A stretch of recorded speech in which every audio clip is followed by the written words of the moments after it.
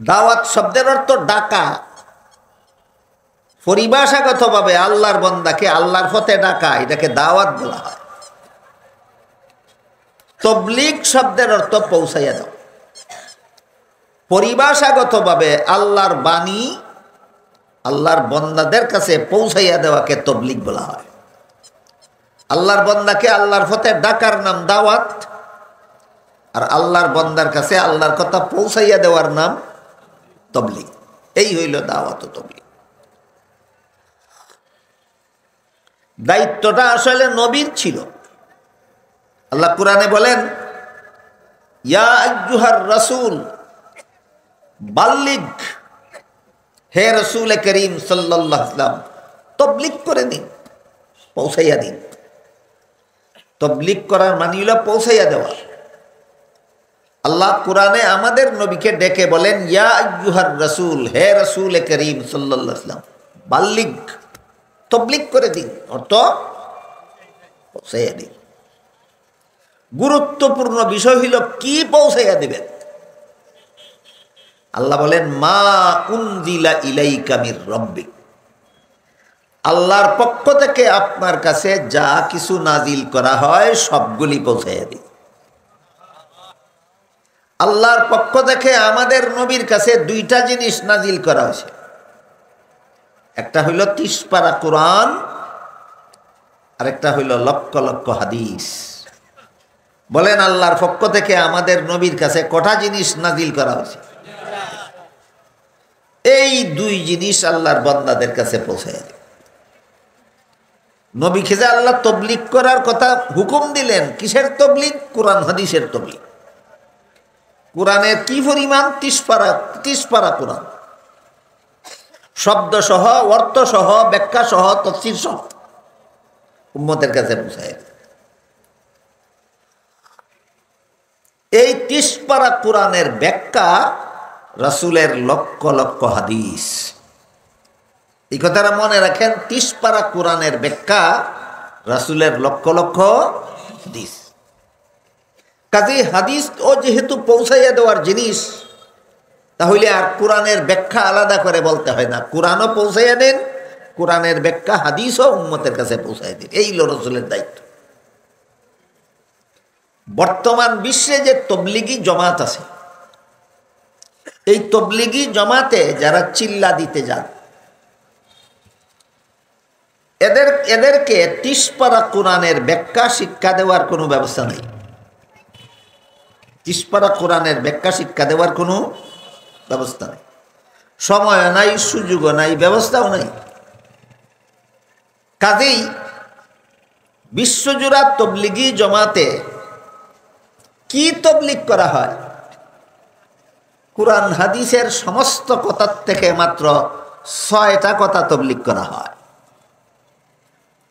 30 পারা কোরআনের তবলিগ করা হয় 40 দিনের চিল্লায় না? 30 পারা কোরআন থেকে মাত্র 6টা কথা। লক্ষ লক্ষ হাদিসের তবলিগ করা হয় না? মাত্র 6টা কথা। 6টা কথা কি কি শুনেন? 1 নম্বর কলেমা, 2 নম্বর নামাজ,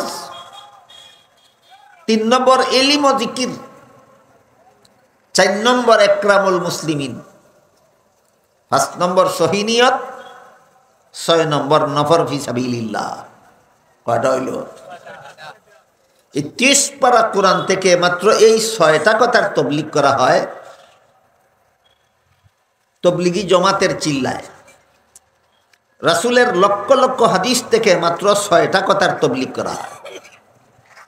তাহলে 30 পারা কোরআনের পরিপূর্ণ তবলিগ, রাসূলের লক্ষ লক্ষ হাদিসের পরিপূর্ণ তবলিগ এই চিল্লাওয়ালা তবলিগে হয় না। পরিপূর্ণ কোরআন হাদিসের পরিপূর্ণ তবলিগ হয় একমাত্র মাদ্রাসায়। উস্তাদ ছাত্রের কাছে 30 পারা কোরআন পৌঁছাইয়া দেন, উস্তাদ ছাত্রের কাছে 30 পারা কোরআনের ব্যাখ্যা পৌঁছাইয়া দেন, যেই ব্যাখ্যা লক্ষ লক্ষ হাদিসের মাধ্যমে রাসূল করেছেন।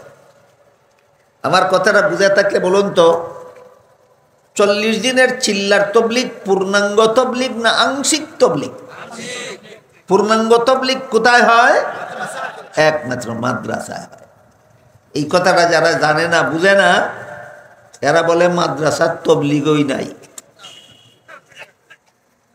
মাদ্রাসার উস্তাদের ছাত্ররা কি পৌঁছাইয়া দেয়? 30 পারা কোরআন পৌঁছাইয়া দেয় না? উস্তাদের ছাত্রের কাছে 30 পারা কোরআনের তফসির পৌঁছাইয়া দেয় না? মাদ্রাসার তবলিগ না হইলে অয় কোন জিনিসটা?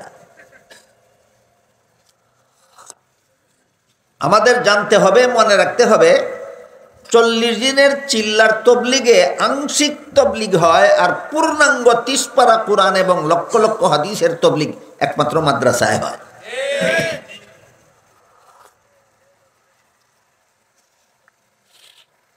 তাহলে এক ব্যক্তি 1 থেকে 6 পর্যন্ত গণা জানে, 1 2 3 4 5 6, এর পরে আর জানে না। কটা সংখ্যা জানে?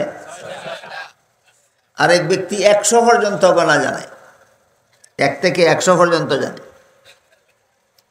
যেই ব্যক্তি 1 থেকে 100 পর্যন্ত গণা জানে, এই ব্যক্তি 6 পর্যন্ত গণা চিনে না।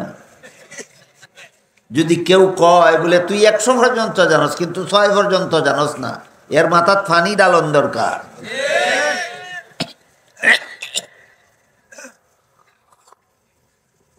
এইরকম কিছু বেয়াদব সৃষ্টি হয়েছে সমাজে। এই বেয়াদবেরা কয় মাদ্রাসাত ফিরে যারা আলিম হয়েছে এরা তবলিগ বুঝে না।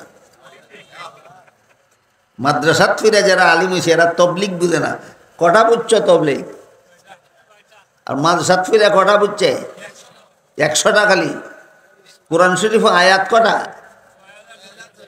6666। যদি এই সংখ্যা যদি কিছু কম বেশি আছে, এই সংখ্যা যদি একটু সময়ের জন্য ধরে নেওয়া যায়, এরা 6666 তবলিগ জানে। তুমি কটা শিখছ?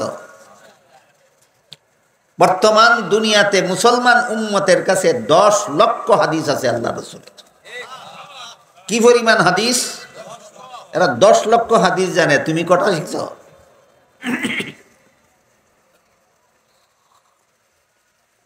এগুলি বেয়াদবিমূলক কথা যে মাদ্রাসাত ফিরে যারা আলিম হয়েছে এরা তবলিগ বুঝে না।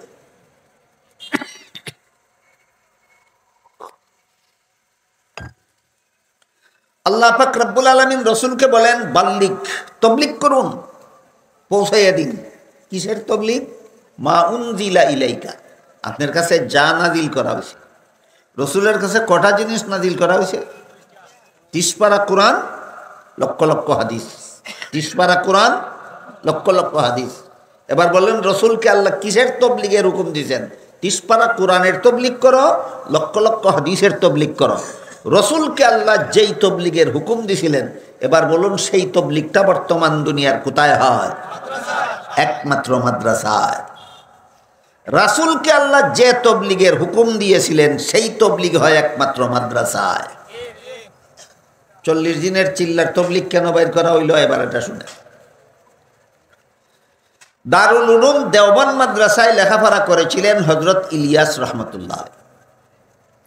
হযরত ইলিয়াস রহমতুল্লাহি আলাইহি মাদ্রাসাত লেখা, কোন মাদ্রাসাত? দেওবন্দ।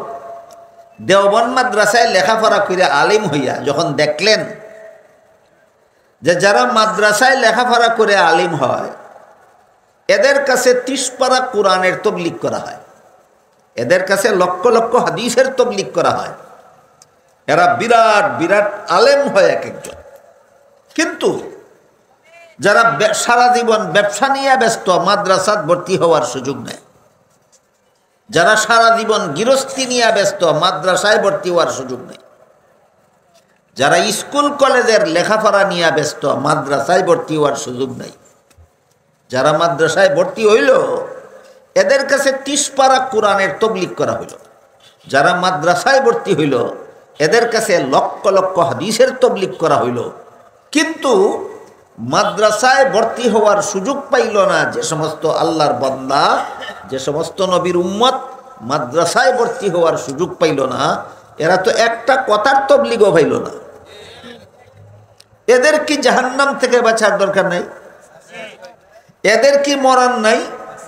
এদের কি কিয়ামতের দিনের হিসাব নিকাশ নাই? কাজেই যারা গৃহস্থির কারণে মাদ্রাসায় ভর্তি হইতে পারল না, যারা ব্যবসার কারণে মাদ্রাসায় ভর্তি হইতে পারল না, যারা চাকুরির কারণে মাদ্রাসায় ভর্তি হইতে পারলো না, যারা স্কুল কলেজের লেখাপড়ার কারণে মাদ্রাসায় ভর্তি হইতে পারলো না, এরাও তো আল্লাহর বান্দা, এরাও তো নবীর উম্মত, এদের তো মরণ আছে, এদের তো কিয়ামতের হিসাব নিকাশ আছে, এদেরও তো জাহান্নাম থেকে বাঁচার দরকার আছে।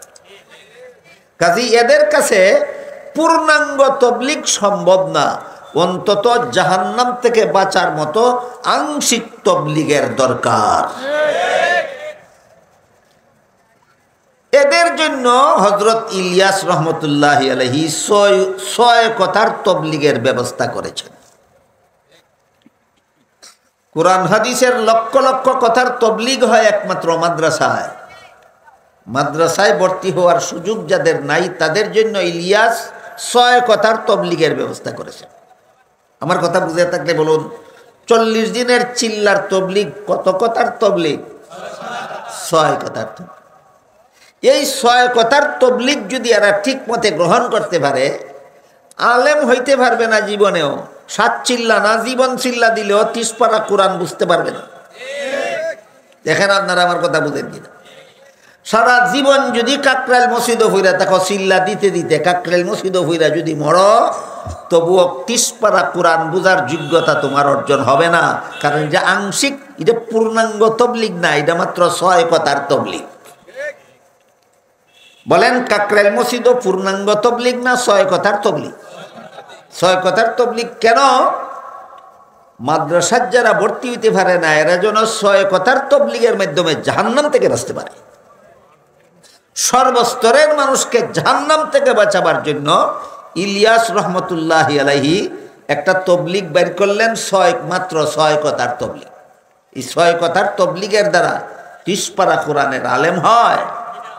6 কথার তবলিগের দ্বারা রসুলের লক্ষ লক্ষ হাদিসের আলেম হয় না। হয়টা কি? জাহান্নাম থেকে বাঁচার ব্যবস্থা হয়। কি হয়, কি হয় না? 6 কথার তবলিগের দ্বারা আলেম হয় না, 6 কথার তবলিগের দ্বারা জাহান্নাম থেকে বাঁচার ব্যবস্থা হয়। বুঝলেন কি আমার কথা? এবার বলুন তো, কোন তবলিগের দরকার নাই? সব তবলিগের দরকার। একদল সুযোগ্য আলেম বানাবার জন্য পূর্ণাঙ্গ তবলিগ মাদ্রাসার যেমন দরকার, নবীর সমস্ত উম্মতকে জাহান্নাম থেকে বাঁচাবার জন্য 6 কথার তবলিগেরও দরকার। কোনটা বেদরকারি? দুটোটাই দরকার। মাদ্রাসার পূর্ণাঙ্গ তবলিগ কি জন্য দরকার? একদল উম্মতকে আলিম বানাবার জন্য। 40 দিনের চিল্লায় 6 কথার তবলিগের কি জন্য দরকার? বাকিদেরকে জাহান্নাম থেকে বাঁচাবার জন্য। মাদ্রাসার তবলিগ পূর্ণাঙ্গ তবলিগ, একদল উম্মতকে আলিম বানাবার জন্য তবলিগ। কাকরাইলের তবলিগ, চিল্লার তবলিগ, তবলিগ জামাতের তবলিগ, এটা 6 কথার তবলিগ কি জন্য দরকার? যারা মাদ্রাসায় পড়ার সুযোগ নাই যাদের, এদেরকে জাহান্নাম থেকে বাঁচাবার জন্য 6 কথার তবলিগের দরকার। বিষয়টা পরিষ্কার বুঝে আসলো কিনা আপনাদের? এখন যদি 6 কথার তবলিগও গিয়া কয় মাদ্রাসার তবলিগই নাই,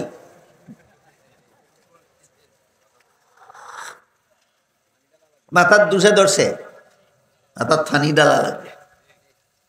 আর এই দুষটা মাথার মধ্যে ধরাইয়ে দিছে একটা লোকে। কিছু তবলিগি ভাইদের মাথার মধ্যে এই দুষ ধরাইয়া দিছে, কয় মাদ্রাসার তবলিগ নাই, মাদ্রাসার দিন নাই, মাদ্রাসার তালিম আছে, তবলিগ নাই। মাদ্রাসার কোরআন হাদিসের শিক্ষা আছে, দিন নাই। তুমি দিন কোন গুড়ার ডিমের নাম বুঝো? এই ধরনের একটা বিভ্রান্তি সমাজে সৃষ্টি করে ইলিয়াস রহমতুল্লাহ আলাইহির প্রতিষ্ঠিত বিশ্বজোড়া তবলিগি জমাতের মধ্যে বিগত 5-7 বছর যাবৎ একটা লোকে ফাটল সৃষ্টি কইরা সারা দুনিয়ার মুসলমানদের 2 টুকরা করে রাখছে। বিশ্বজোড়া তবলিগি জমাতকে 2টা টুকরা বানাইয়া রাখছে একটা লোকে। এই লোকটার নাম মৌলানা সাদ সাহেব। কটা লোকে তবলিগ জমাত ফাটল সৃষ্টি করে রাখছে? একটা লোকে। এই লোকটা তবলিগি জমাতের আমির সাজছে, আমির বানানো হয়েছে না। আমিরের পদ জুড়ে দখল করছে মন গড়া পদ্ধতিতে, ইলিয়াস রহমতুল্লাহিলের প্রতিষ্ঠিত পদ্ধতিতে নয়, নবীর তরিকা মতে নয়, কোরআন হাদিসের পদ্ধতিতে নয়। বলেন সাদ সাহেব আমিরের পদ নবীর তরিকা মতো পাইছে না জুড়ে দখল করছে? জুড়ে যে আমিরের পদ দখল করে সে আমির হওয়ার যোগ্য নয়, সে এতাআতের যোগ্য নয়, আনুগত্যের যোগ্য নয়। জুড়ে দখল করছে, আবার কয় আমার এতাআত করো, এই জন্য এদের অনুসারীর নাম এতাআতি।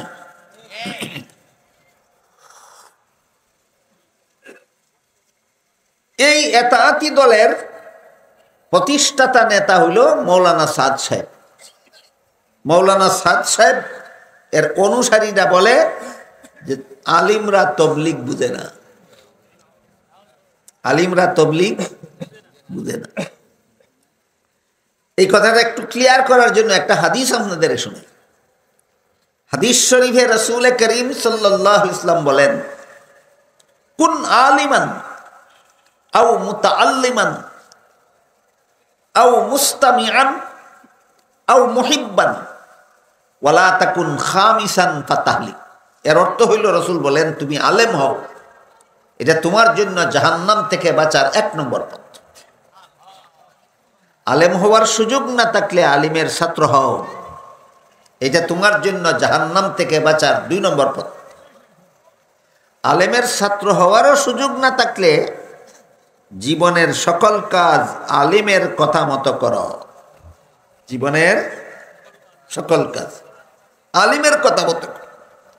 মানুষের জীবনের সকল কাজ 2 প্রকার, হয়তো সংসারের কাজ আর না হয় ধর্মের কাজ। বলেন বুঝে থাকলে মানুষের জীবনের সকল কাজ কত প্রকার? হয়তো সংসারের কাজ আর না হয় ধর্মের কাজ। খাওয়া, ঘুমানি, পেশাব পায়খানা করা এগুলি সংসারের কাজ। উযু, নামাজ, রোজা, কোরআন তেলাওয়াত এগুলি ধর্মের কাজ। ধর্মের কাজ আলিমের কথা মতো করবে কেন? কারণ ধর্মের কাজ কেমনে করলে শুদ্ধ হয় আর কেমনে করলে ভুল হয় আলেম ছাড়া কেউ জানে না। সুতরাং আমি উযু করব কার কথা মতো? কারণ উযু কেমনে শুদ্ধ হয় কেমনে ভুল হয় আলিম ছাড়া কেউ জানে। আমি নামাজ পড়ব কার কথা মতো? কারণ নামাজ কেমনে শুদ্ধ হয় কেমনে ভুল হয় আলিম ছাড়া কেউ জানে। আমি কোরআন তেলাওয়াত করব কার কথা মতো? কারণ কেমনে কোরআন তেলাওয়াত শুদ্ধ হয় আর কেমনে ভুল হয় এটা আলিম ছাড়া কেউ জানে না। তবলিগটা হইল সংসারের কাজ। কি বলে? তবলিগ সংসারের কাজ না ধর্মের কাজ? অন্যান্য ধর্মের কাজ আলিমের কথা মতো করব কেন? কেমনে করলে শুদ্ধ হয় আর কেমনে করলে ভুল হয় আলিম ছাড়া কেউ জানে না। তবলিগ যদি ধর্মের কাজ হইয়া থাকে, এটা কেমনে করলে শুদ্ধ হয় কেমনে করলে ভুল হয় তোমার বাপে জানে না আলিমে জানে? তো তবলিগ আলিমের কথা মতোই করতে হবে। রাসূল বলেছেন আলিমের কথা মতো কর।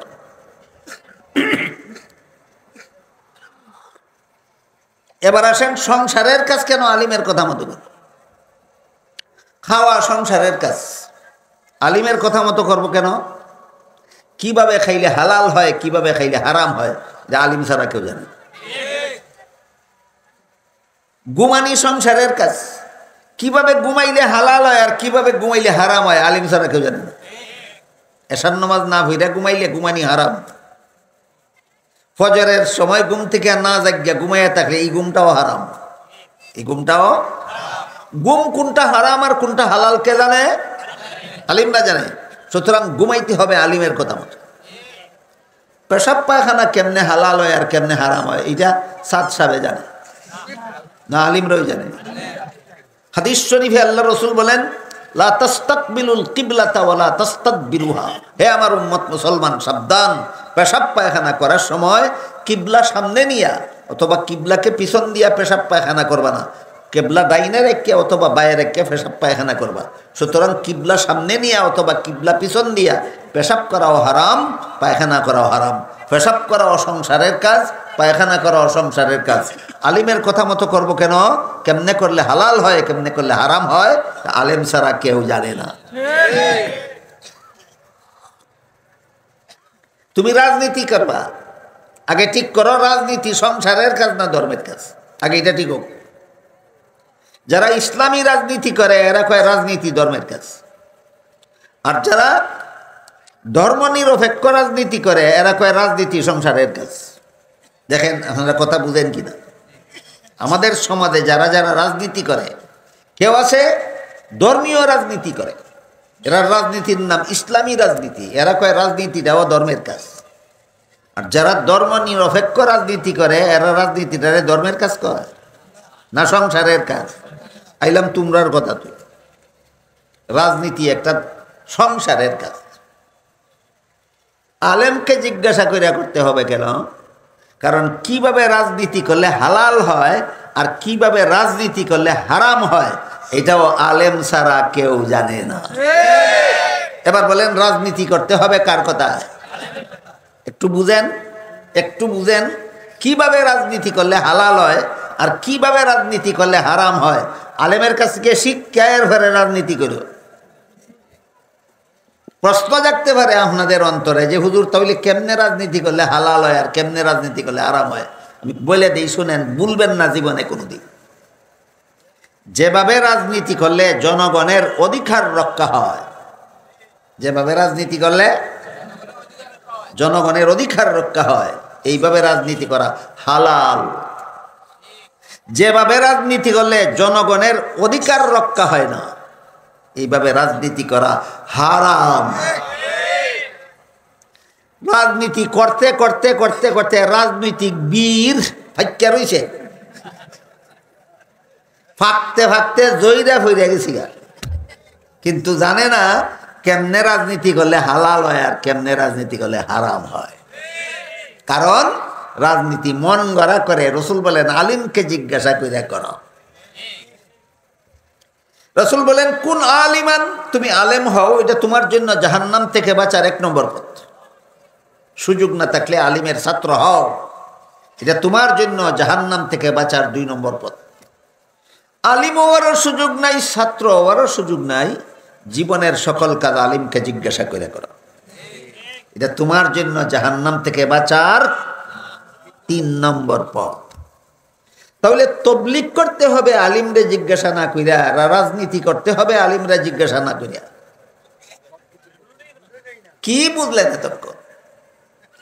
হয়তো আলিম হও, না হয় আলিমের ছাত্র হও, তাও যদি না পারো জীবনের সকল কাজ আলিমকে জিজ্ঞাসা করো। জীবনের সকল কাজের মধ্যে তবলিগ একটা আসেনি? জীবনের সকল কাজের মধ্যে রাজনীতি একটা আসেনি? কারে জিজ্ঞাসা করে করতে রসুল বলছেন? সাদ সাহেব কয় তবলিগ আলিমরে জিজ্ঞাসা করো না, তবলিগ আমরা সাথে আইয়া করো। বুঝে থাকলে বলেন সাদ সাহেব রসুলের পক্ষে কথা বলে না রসুলের কথার বিরুদ্ধে কথা বলে? এই জন্য সারা দুনিয়ার আলেমরা সাদ সাহেবকে বয়কট করেছে। তুমি ভ্রান্ত, তুমি হেদায়েতের পথে ছিলে প্রথম জীবনে, শেষ জীবনে তুমি ভ্রান্ত পথে চলে গেছো। তোমার আর এতাআত করা হারাম, সাদ সাহেবের ভ্রান্ত লোকের এতাআত করা হারাম। আর একটা কথা বলি, আগে দেখি আপনাদেরকে বললে বুঝবেন কিনা। আপনারা আমাকে বলুন তো হেদায়েতের মালিক কে? তাহলে বলতে হবে একমাত্র আল্লাহ, একমাত্র আল্লাহ। একমাত্র আল্লাহ যদি হেদায়েতের মালিক হয়ে থাকেন তাহলে রাসূল পাঠাইলেন কেন? এইটা আপনাদের মনে থাকা দরকার। নূর একটা শব্দ আছে, নূর। কোরআনের কোন আয়াতে আল্লাহকে নূর বলা হয়েছে আর কোন আয়াতে রাসূলকে নূর বলা হয়েছে। একই শব্দ, আল্লাহকেও বলা হয়েছে রাসূলকেও বলা হয়েছে। আল্লাহও নূর, রাসূলও নূর। কিন্তু মুফাসসিরিন একরাম লিখেছেন আল্লাহকে যে আয়াতে কোরআনের যে আয়াতে আল্লাহকে নূর বলা হয়েছে ওইখানে নূর অর্থ হেদায়েতের মালিক। শোনেন, বুঝেন, মনে রাখেন। কোরআনের যে আয়াতে আল্লাহকে নূর বলা হয়েছে সেখানে নূর অর্থ হেদায়েতের মালিক। আর যে আয়াতে রাসূলকে নূর বলা হয়েছে সেই আয়াতে নূর অর্থ হেদায়েতের মাধ্যম। আল্লাহরে নূর কইলে যেই অর্থ, রাসূলকে নূর কইলে সেই অর্থ। তাহলে বলেন আপনারা আল্লাহরে নূর কইলে কি অর্থ? হেদায়েতের মালিক। রাসূলকে নূর কইলে কি অর্থ? এবার বলেন, একমাত্র আল্লাহ যদি হেদায়েতের মালিক হন তাহলে রসুল পাঠাইলেন কেন? রসুলকে হেদায়েতের মালিক বানাইয়া পাঠাইছেন না, রসুলকে হেদায়েতের বাহক বানাইয়া পাঠাইছেন, মাধ্যম বানাইয়া পাঠাইছেন। এই মর্মে আল্লাহ বলেন, ইন্নাকা লা তাহদি মান আহবাবতা ওয়ালাকিন্নাল্লাহা ইয়াহদি মান ইয়াশাউ ওয়া হুয়া আ'লামু বিল মুহতাদিন। আল্লাহ বলেন, হে রাসূল করিম সাল্লাল্লাহু আলাইহি ওয়াসাল্লাম, আবু তালিব আপনার বড় মহব্বতের চাচা, আবু তালিব আপনার বড় মহব্বতের চাচা। নিছেন সাহাবাগণ বাতা নিছেন। সাদ সাহেব কয়, এই সমস্ত বাতা দেওয়া নেওয়া বেশ্যানারী জিনা কইরা যে পয়সা উপার্জন করে তার চেয়েও জঘন্যতম হারাম। সাদ সাহেবের বক্তৃতা হইল মসজিদের ইমাম সাহেবের বেতন বেশ্যানারীর জিনার উপার্জনের চেয়েও জঘন্যতম হারাম। সাদ সাহেবের বক্তব্য হইল মসজিদের মুয়াজ্জিনের বেতন বেশ্যানারীর জিনার উপার্জনের চেয়েও জঘন্যতম হারাম। মক্তব মাদ্রাসার উস্তাদগণের বেতন বেশ্যানারীর জিনার উপার্জনের চেয়েও জঘন্যতম হারাম। রসুলের দেওয়া সাহাবায়ে কেরামদেরকে জেহাদের বাতা বেশ্যানারীর জিনার উপার্জনের চেয়েও জঘন্যতম। রসুলরে বাদ দিয়া কথা কইল নি না, স্বয়ং রসুলরে পর্যন্ত কালার কইরা কথা কইল। এর পরেও যদি তোমরা বুতে দইরা থাকে এই মাতালের এতাআত করতে ইচ্ছা মতে করো, পরকালে সে যাবে যেখানে তোমরাও যাবে সেখানে।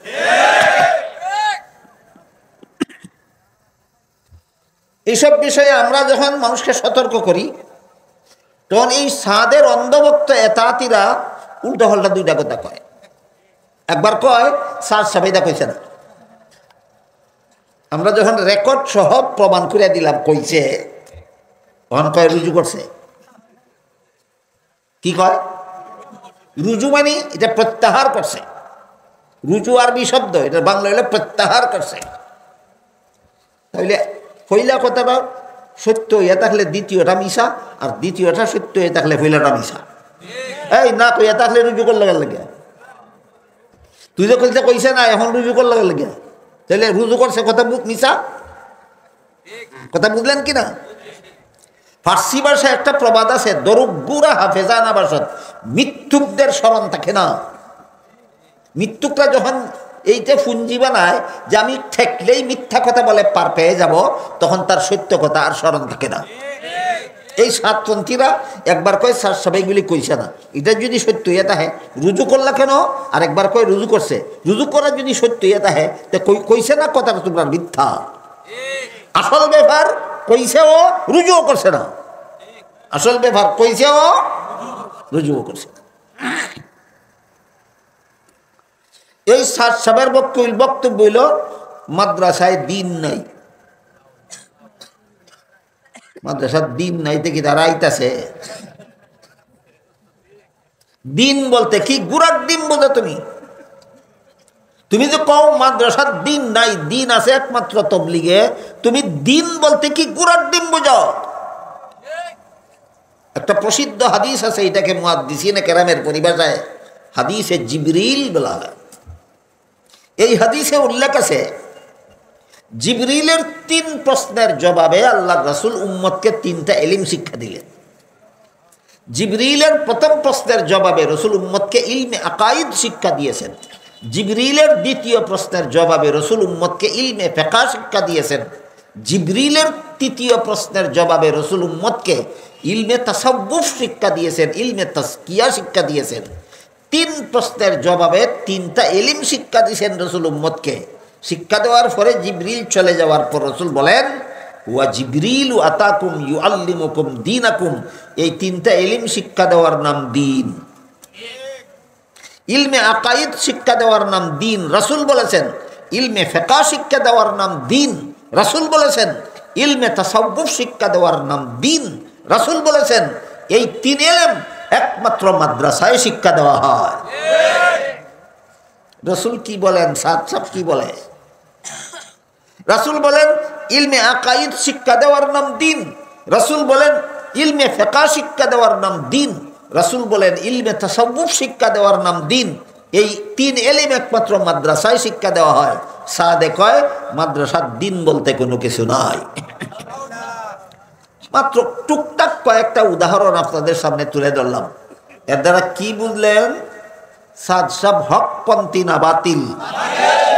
এই সমস্ত বাতিলের কারণে সারা দুনিয়ার আলেমগণ, সারা দুনিয়ার তবলিগি ভাইদেরকে সতর্ক করেছেন, সাবধান, এই পথভ্রষ্ট গুমরা লোকটার হতে যাইও না, সে নিজেও গুমরা, তোমাদেরকেও গুমরা বানাবে। আপনারা অনেকেই হয়তো জানেন, অনেকে নাও জানতে পারেন, আমার সারাটা জীবন কাটাইছি তবলিগের পক্ষে বহস মুনাজারা করি। তবলিগের পক্ষে বহস মুনাজারা করে সারাটা জীবন কাটাইছি। এখন এতাতিরা কয় আমি বলে তবলিগের লোক না, আমি বলে তবলিগের মানুষ না, আমি বলে কোনোদিন চিল্লা দিছি না, এই কারণে আমি তবলিগি না। চিল্লা কটা দিছ? এই এতাতিরা চিল্লা কটা দিছ? কদিনে চিল্লা হয় তোমরা? আমরা যারা মাদ্রাসাত ফরিয়ার ভরাই, আমরা 30 পারা কোরআনের তবলিগ করি, লক্ষ লক্ষ হাদিসের তবলিগ করি, এবং আমরা জীবন চিল্লায় আছি। আর তোমরা যারা 40 দিনের চিল্লাত থাকো, মাত্র 40 দিনের তবলিগ করো 6 কথার। চিল্লা হইল 40 দিনের, আর কত কথার তবলিগ? 6 কথার তবলিগ করো, চিল্লা দেও 40 দিনের। আমরা 30 পারা কোরআনের তবলিগ করি, লক্ষ লক্ষ হাদিসের তবলিগ করি। চিল্লা আমরা জীবন চিল্লা। কি চিল্লা? জীবন চিল্লা। 15 বছর লেখাপড়া করতে বাবার সম্পত্তি বিক্রি করানো লাগছে। মাদ্রাসাত লেখাপড়া 15 বছর করতে কত লক্ষ টাকা খরচ হয়। বাবার সম্পত্তি বিক্রি করিয়া লক্ষ লক্ষ টাকা খরচ করিয়া 30 পারা কোরআনের তবলিগ গ্রহণ করেছি, লক্ষ লক্ষ হাদিসের তবলিগ গ্রহণ করেছি। 40 দিনের চিল্লাত গেছত বেটা, ক পয়সা খরচ করে আইসস? বলেন 40 দিন এক মসজিদে গিয়া তাকলে খাইলে ক টাকা লাগে? আর 15টা বছর পর্যন্ত কোরআন হাদিস শিখতে কত টাকা লাগে? বাহাদুরি দেখাইও না, বাহাদুরি দেখাইও না, বুঝার চেষ্টা করো। আগেই কেছি, শুরুতেই কেছি, মাদ্রাসাত হয় পূর্ণাঙ্গ দিনের তবলিগ, আর চিল্লাত হয় মাত্র 6 কথার তবলিগ। এই 6 কথার তবলিগ সারা দুনিয়া জুড়ে কেন চালু করা হইল? সাধারণ মানুষকে আলেম বানাবার জন্য নয়। সারা জীবন ভর চিল্লা দিলেও আলেম হতে পারবেন না, সাধারণ মানুষকে জাহান্নাম থেকে বাঁচাবার জন্য। মাদ্রাসার 30 পারা কোরআনের তবলিগ আলেম বানাবার জন্য, মাদ্রাসায় লক্ষ লক্ষ হাদিসের তবলিগ মানুষকে আলেম বানাবার জন্য। আর 40 দিনের চিল্লায় মাত্র 6 কথার তবলিগ আলিম বানাবার জন্য। 6 কথার তবলিগ সারা জীবন করলেও আলিম হতে পারবে না। এটা শুধু তোমাদেরকে জাহান্নাম থেকে বাঁচাবার জন্য। এই জন্য বলেছিলাম কোনটার দরকার নাই, দুটোটারই দরকার। 6 কথার তবলিগের 6 কথার তবলিগ, 6 কথার চিল্লা গিয়া লক্ষ লক্ষ কোটি কোটি মুসলমান কলেমা শিখছে, নমাজ শিখছে, উজু গুসল শিখছে, পাক নাপাক শিখছে, পাক্কা নমাজি হইছে, মিসওয়াক করা শিখছে, অনেক কিছু শিখছে, জাহান্নাম থেকে বাঁচার পথে, জান্নাতের পথে চলা শিখছে। সুতরাং এটা একমাত্র হযরত ইলিয়াস রহমতুল্লাহি আলাইহির প্রতিষ্ঠিত তবলিগের অবদান। এবার আমার মূল কথার দিকে ফিরে যায়। আল্লাহ পাক রব্বুল আলামিন রাসূলকে বলেছিলেন বাল্লিগ, তবলিগ করুন। মনে আছে রাসূলকে আল্লাহ কিসের তবলিগ করার হুকুম দিলেন? কোরআন হাদিস। 30 পারা কোরআনের তবলিগ করুন, লক্ষ লক্ষ হাদিসের তবলিগ করুন। রাসূল করিম সাল্লাল্লাহু আলাইহি ওয়াসাল্লাম 23 বছর তবলিগ করছে। কতদিন? 23 বছর। 23 বছর তবলিগ করার পরে দুনিয়ার থেকে বিদায় হওয়ার কিছুদিন আগে ঐতিহাসিক বিদায় হজের ভাষণ, এটা ইসলামের ইতিহাসে রাসূলের একটা বিখ্যাত ভাষণের নাম বিদায় হজের ভাষণ। বিদায় হজের ভাষণে রাসূল করিম সাল্লাল্লাহু আলাইহি ওয়াসাল্লাম বলেন, ফাল ইউবাল্লিগিস শাহিদু মিনকুমুল গায়ব। আমাকে যে আল্লাহ হুকুম দিয়েছিলেন তবলিগ করুন, 23 বছর তবলিগ করলাম, তোমাদের যাদেরকে পাইলাম তাদেরকে, আর ভবিষ্যতে যারা দুনিয়াতে আসবে যাদেরকে আমি পাইলাম না তাদের কাছে তবলিগ করার দায়িত্ব তোমাদের হাতে সমঝাইলাম। রসুলের জীবদ্দশায় নিজে তবলিগ করেছেন, আর দুনিয়ার থেকে বিদায় হওয়ার আগে অনাগত মানব সন্তানের অনাগত মানব প্রজন্মের কাছে তবলিগ করার দায়িত্ব উম্মতের হাতে সমঝাইলেন। এই তবলিগের দায়িত্বটা পাওয়ার কারণে এই নবীর উম্মত সকল নবীর উম্মতের চেয়ে শ্রেষ্ঠ। মনে আসেনি আলোচ্য বিষয় কি ছিল? আমাদের নবী যত কারণে অন্য নবীর থেকে শ্রেষ্ঠ, এর মধ্যে একটা কারণ হইল খতমে নবুয়ত। আর এই নবীর উম্মত যত কারণে অন্য নবীর উম্মতের চেয়ে শ্রেষ্ঠ, এর মধ্যে একটা হইল দাওয়াত ও তবলিগ। আল্লাহ আপনাদের আমাদের সবাইকে এই দাওয়াত ও তবলিগের মাধ্যমে শ্রেষ্ঠ নবীর শ্রেষ্ঠ উম্মতের মর্যাদা লাভ করার তৌফিক দান করুন। সবাই বলুন আমিন।